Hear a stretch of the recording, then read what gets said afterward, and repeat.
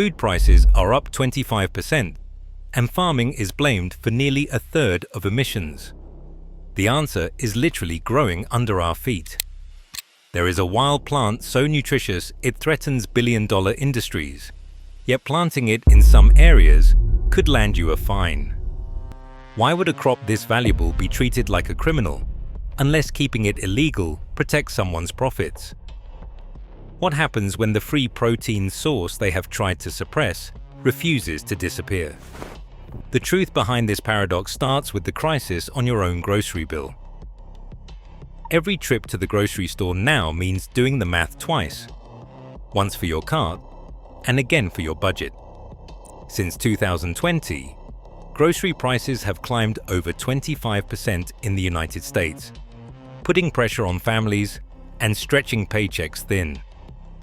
Around the world, food costs have soared, with basic protein sources leading the surge. Yet behind the sticker shock, another crisis is brewing out of sight.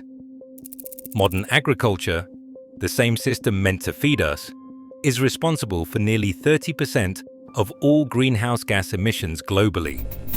From livestock methane to fertilizer runoff, the process that fills supermarket shelves is also fueling climate instability, and the planet is paying the price. The more we demand efficiency and abundance, the more the planet pays the cost.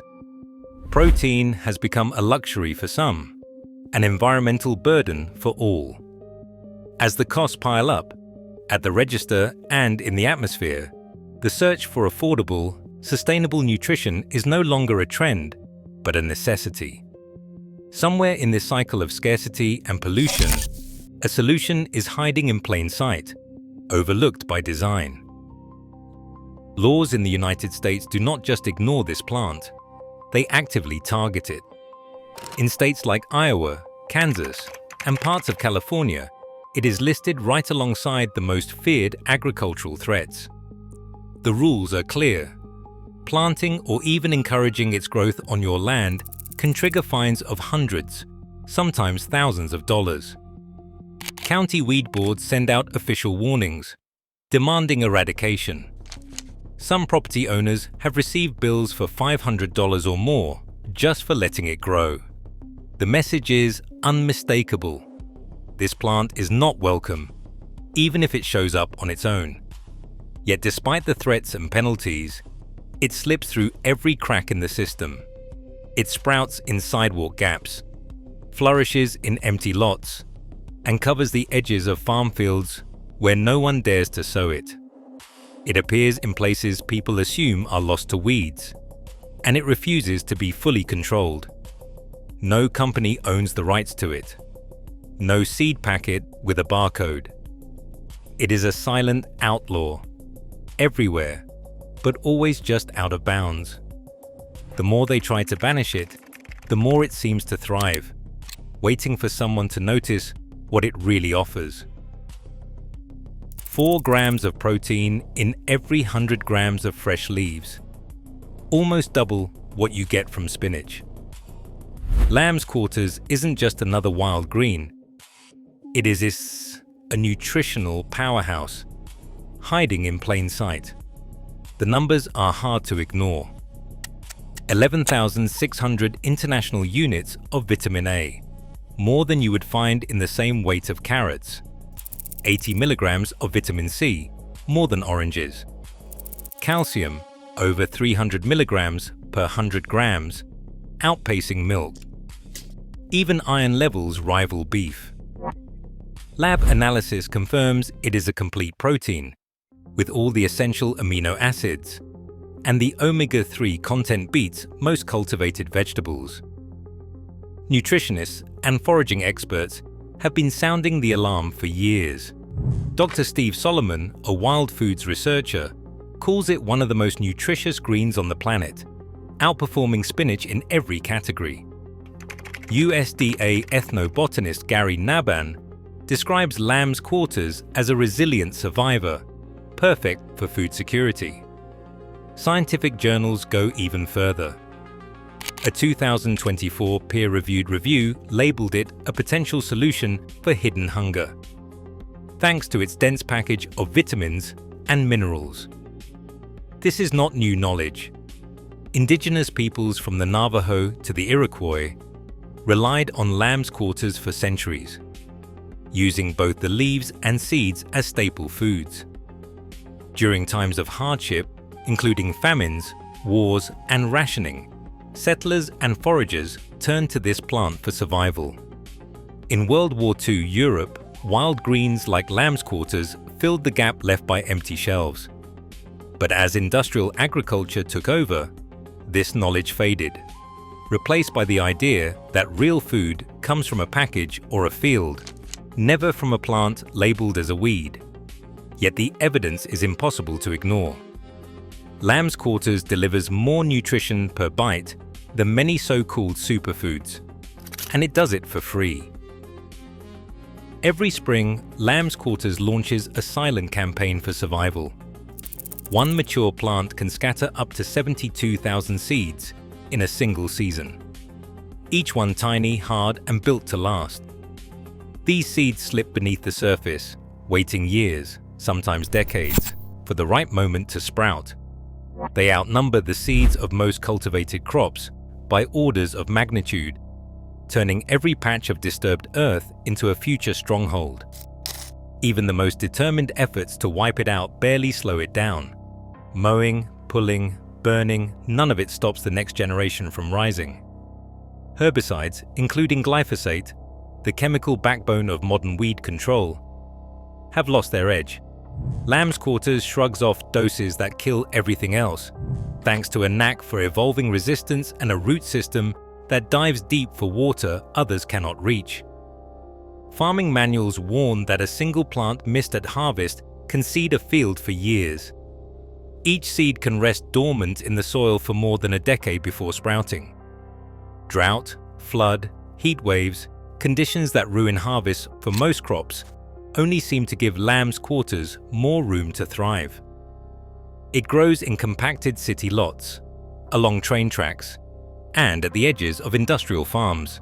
Its leaves reappear after mowing, its stems branch out after cutting, and even roots left in the ground can send up fresh shoots.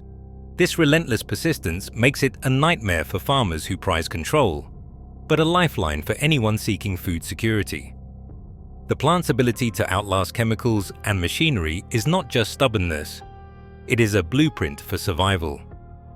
Where others see a weed, nature has engineered a survivor that refuses to disappear, no matter how many times it is targeted. And with every attempt to eradicate it, Lamb's Quarters only spreads further, quietly building a legacy of resistance just beneath the surface. Every year, nearly $300 billion flow through the global supplement and soy industries. Protein powders, multivitamins, fortified foods.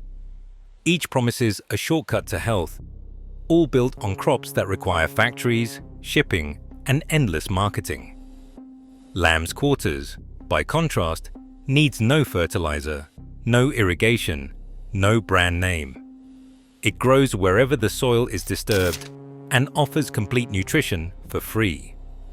That is a direct threat to an industry that depends on scarcity and control. Soy alone commands a market worth over $120 billion worldwide, with genetically modified varieties patented, licensed, and tightly regulated. The supplement business is even bigger, valued at $150 billion and counting. Companies in these sectors spend millions lobbying for rules that protect their investments. From pushing for herbicide-friendly crops to supporting weed laws that criminalize wild competitors. But Lamb's Quarters cannot be patented. No company can claim exclusive rights to its DNA. There are no royalties to collect, no licensing deals to negotiate. Every seed is public domain. Every patch a little act of economic rebellion. That is why chemical giants and agri-businesses have pushed for its inclusion on noxious weed lists since the 1970s. The less control they have, the more they stand to lose. The plant's very existence, free, abundant, and outlawed, undermines the logic of billion-dollar markets. If people realized they could meet much of their daily protein and vitamin needs by harvesting a so-called weed from their own backyard, the demand for expensive powders and engineered crops would collapse overnight. The suppression is not about ecology or safety. It is about profits. Lamb's quarters is a living loophole in the system. And every handful picked is one less dollar spent on products designed to keep us buying what nature already provides. Learn it, identify it, and harvest it ethically. The choice between a free, nutritious plant and a profit-driven system could not be clearer. Diamond-shaped leaves, dusted with a silvery white powder, are the first giveaway. Lamb's quarters stands out from the crowd if you know what to look for. The leaves often start out narrow and oval near the base, widening and taking on a jagged, almost goosefoot-like shape as they climb the stem. That powder, a fine mealy coating called farina, collects on the underside of the leaves, making them feel slippery or chalky to the touch. This is not just a trick of the light, it is a built-in sunscreen, helping the plant survive in open, sun-baked ground where little else thrives. The stems grow upright, sometimes branching, reaching anywhere from 1 to 6 feet tall by midsummer. Young shoots are tender and pale green, while older stems turn streaked with purple or red. Along the branches, clusters of tiny green flowers appear in dense spikes. Never showy, but easy to spot when you know their form. By late summer, the plant produces small, black or brown seeds packed tight in these flower clusters, each one ready to wait years before sprouting. Habitat is another clue. Lamb's quarters favors disturbed soils, garden edges, compost piles, vacant lots, even the cracks beside sidewalks. It rarely grows deep in the woods or in thick grass. If the ground has been turned or left bare, chances are you will find it staking a claim. Habitat matters. Confusing lamb's quarters with other plants is easy if you miss the details. Epazote, another edible, shares the same family and sometimes the same spaces, but its leaves are glossier and lack the powdery coating. The real danger comes from toxic lookalikes in the nightshade family. Nightshade leaves can be similar in shape, but they are never mealy underneath and often have a waxy shine. Nightshades also tend to have purple or white star-shaped flowers, not the tight green spikes of lamb's quarters. Pay attention to those flowers. A good rule, always check for the powder. Rub the underside of a leaf between your fingers. If it feels gritty or looks frosted, you are likely holding lamb's quarters. Smell is not a reliable test, but the plant sometimes gives off a faint, earthy scent, especially after rain. Once you have seen the diamond leaves and that telltale powder, you can spot it almost anywhere, a skill that turns every vacant lot into a potential pantry. Harvesting lamb's quarters is less about tools and more about timing and restraint. The best leaves come from young plants, tender, pale green, and not yet flowering. Experts recommend taking only what you need, never more than a fifth of any patch.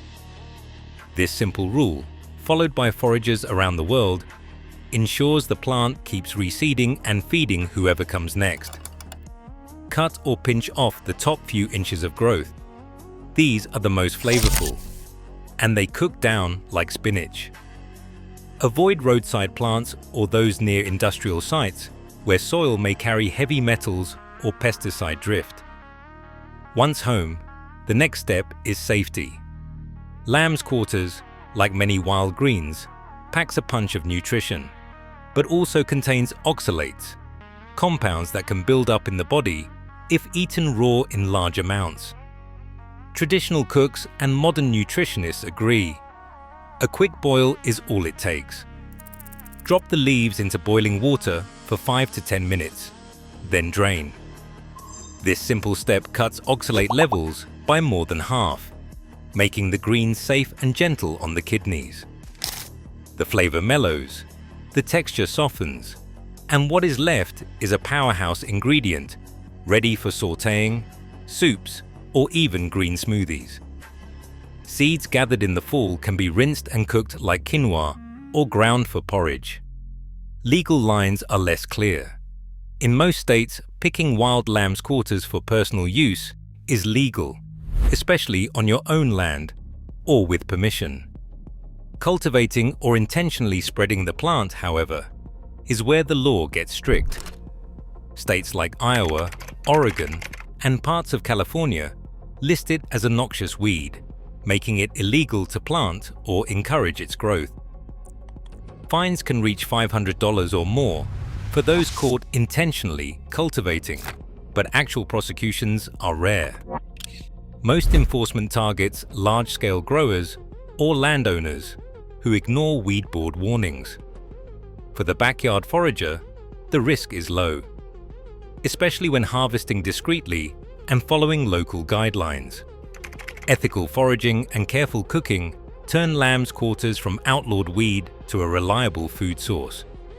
By respecting both the plant and the rules, it is possible to enjoy a steady supply of free nutrition while staying below the radar. In a world where control and scarcity dominate the food system, knowing how to gather and prepare this wild protein quietly restores a measure of autonomy. The next time you spot those diamond-shaped leaves dusted in silver, you will know exactly what to do and how to do it safely. In the middle of the 2021 drought, when gardens withered and grocery shelves emptied faster than they could be restocked, lamb's quarters didn't just survive. It thrived. Reports from California and Oregon tell the same story.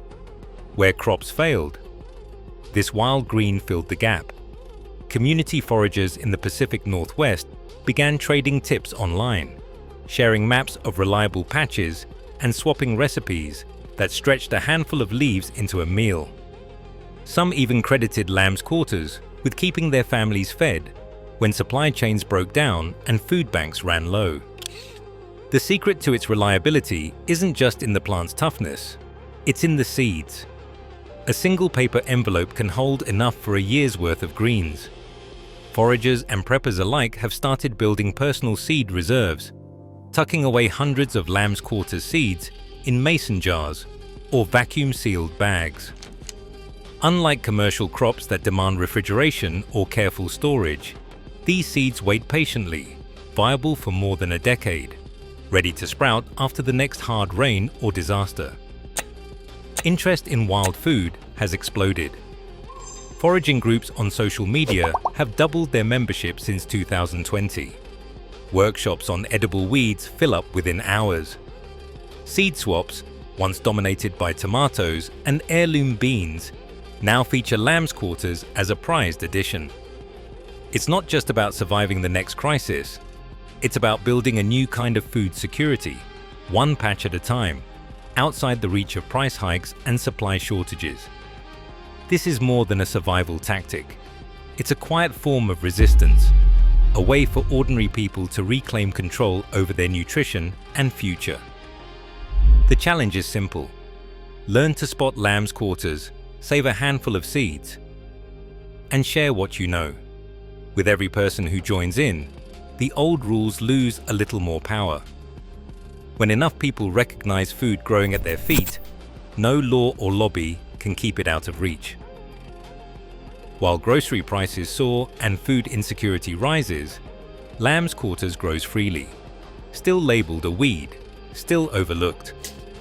As $177 billion in the supplement industry thrives, the most nutritious greens remain illegal to cultivate in places that prioritize profit over the public good. Nature does not recognize bans. The real question is, will we? If this opened your eyes, share your thoughts below.